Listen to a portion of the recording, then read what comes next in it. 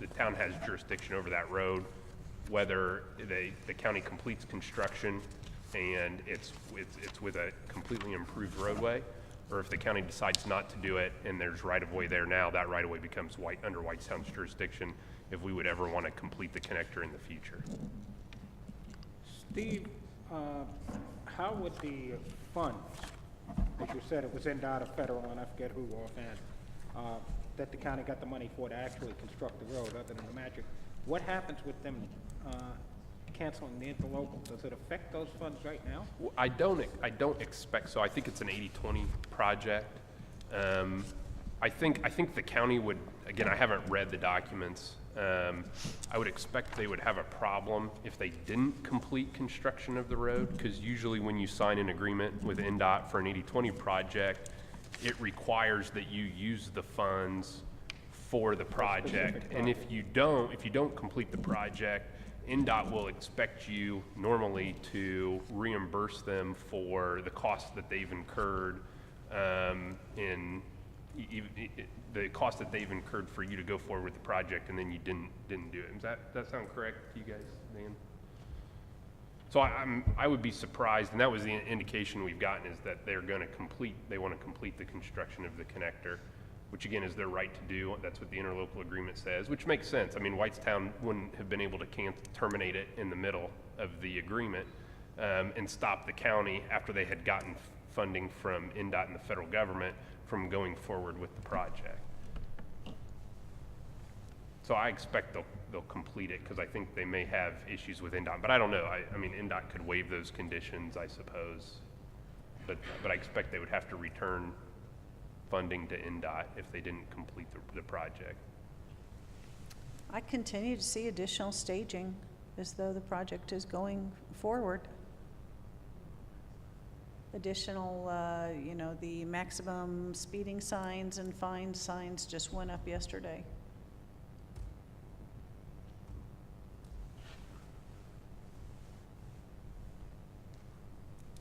From what I can gather, it's their intention to still build the road. Why they would not want our $216,000, and I asked the county council this in very nice fashion yesterday, is beyond me. I'm, as I said in the newspaper, still continue to be baffled and confused.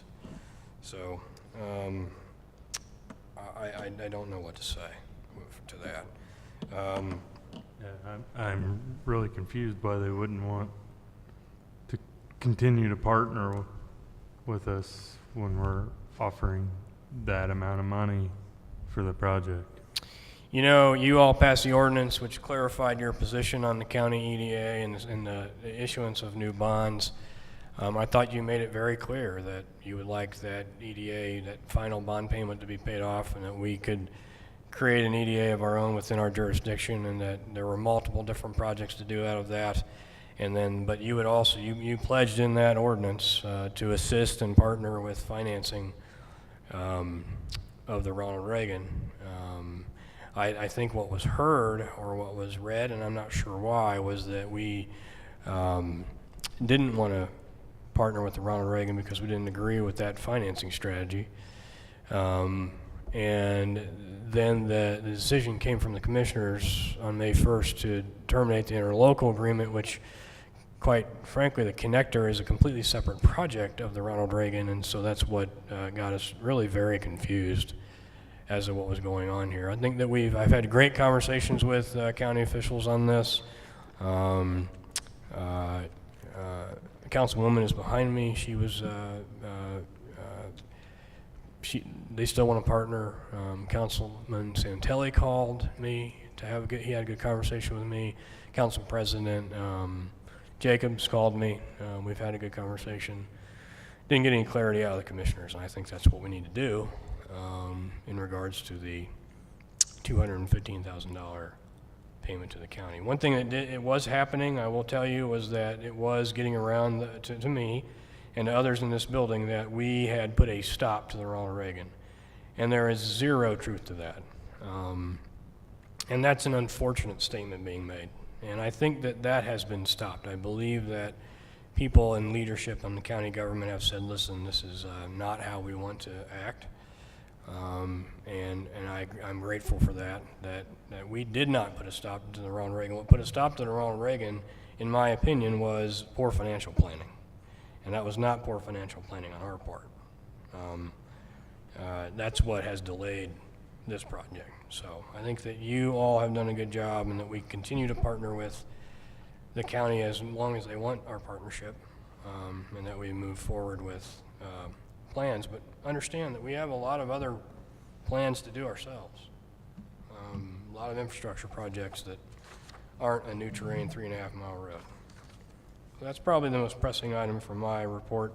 I apologize, I stepped out, and as I said, I was talking about kind of an emergency situation with Nathan for a second about funding when Matt was up here.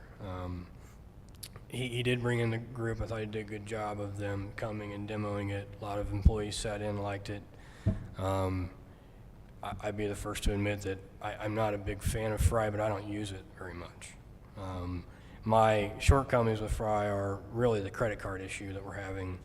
I hate the fact that they're very proprietary.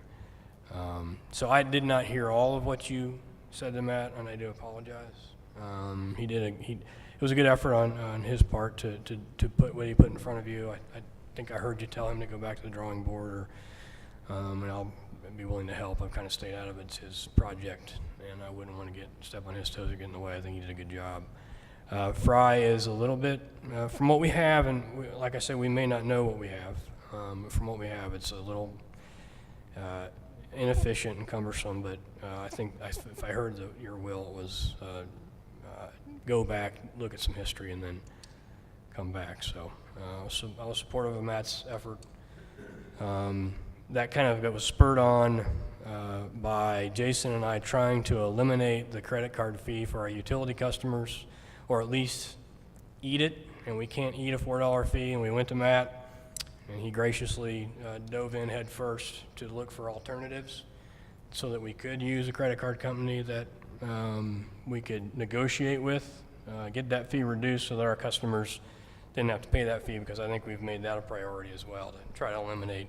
We also need to take credit cards in the building, so if I'm saying anything that he already said, I apologize. I stood next to everybody here tonight, and I was doing something else, not to stand next to him. So could we eat a portion of that credit card fee? We could. To make it where it's not $4? But you're not eating it for everybody. We've talked about reducing it to 2. We've talked about other items. So I think the financial software item is a priority, just to make sure that we're using what we have well first, and then if you all do determine it needs to go. It looked like this Civic, Matt, help me again.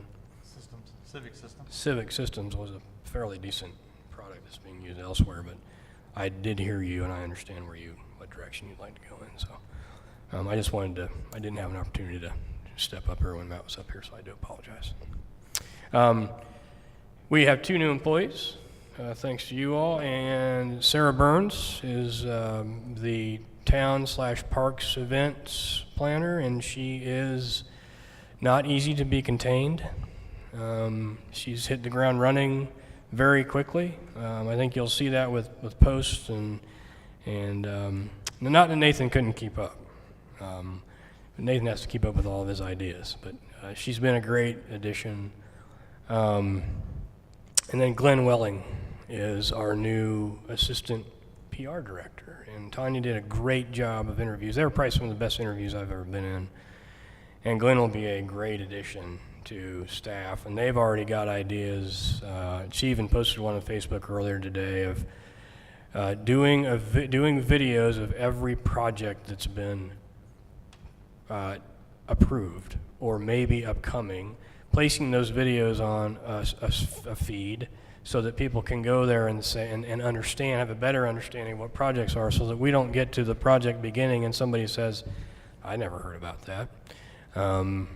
She's also, Tanya's working on the website right now, and they'll do that together. So that office, I can assure you, will pay for itself many times over, and great dividends coming from there. So 2 new members of staff, we're excited about that, and willing to move forward. The fire station, we have $6.6 million sitting in a bank account, and we have no land.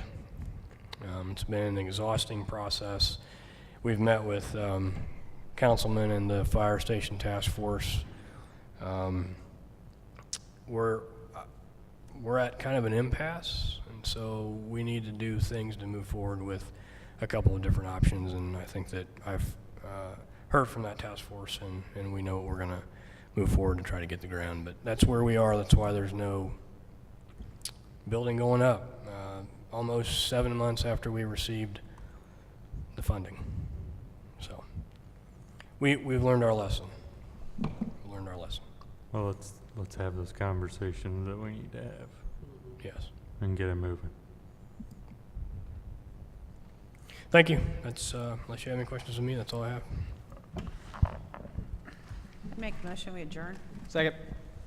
All right. All those in favor say aye. Aye. All those opposed say no. Meeting is adjourned at 9:44.